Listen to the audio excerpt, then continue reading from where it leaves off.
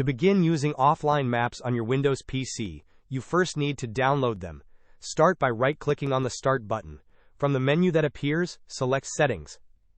In the Settings window, navigate to the Apps tab located on the left-hand side of the list.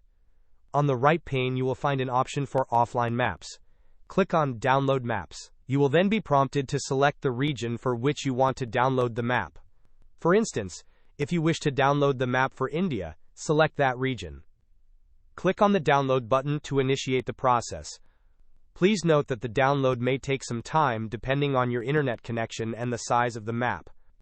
Once downloaded, any application on your system that requires offline map functionality will be able to access these maps, even when your device is not connected to the internet. This is the core benefit of using offline maps. Hope this was helpful. Don't forget to like and subscribe if you enjoyed. As always, thanks for watching, and I will see you in the next video.